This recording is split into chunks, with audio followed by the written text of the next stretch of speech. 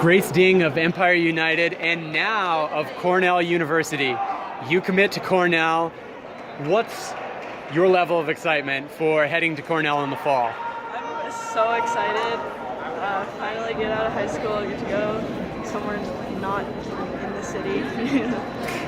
You mentioned not the city. How much of a factor was Cornell's setting in, of course, like the beautiful upstate New York and being among gorges and rivers and massive lakes?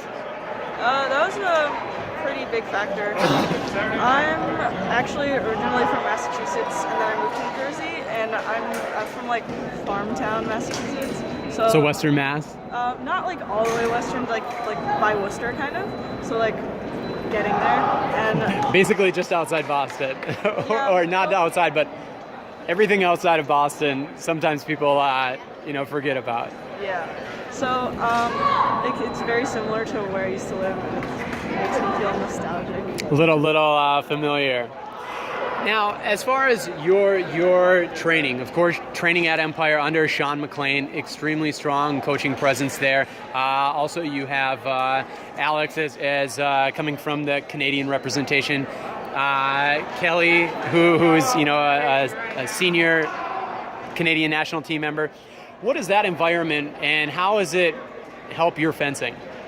It's very competitive. Sean and Alex run a tight ship.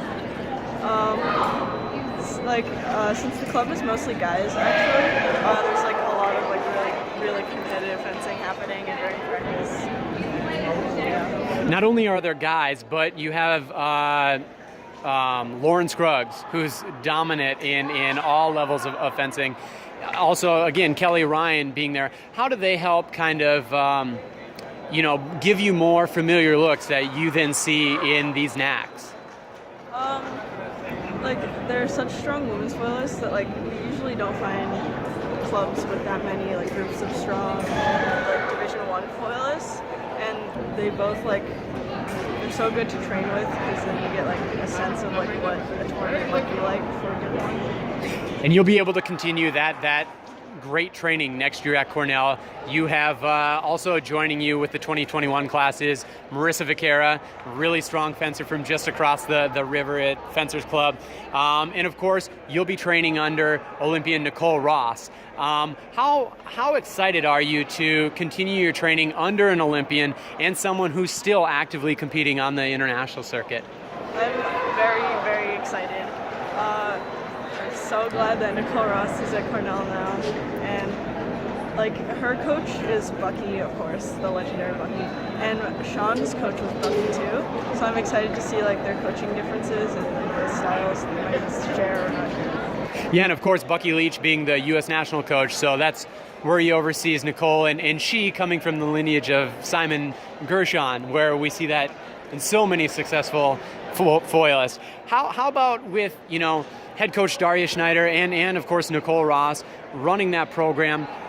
What about their coaching style, or what about the things that they're now doing at Cornell attracted you to ultimately choose Cornell?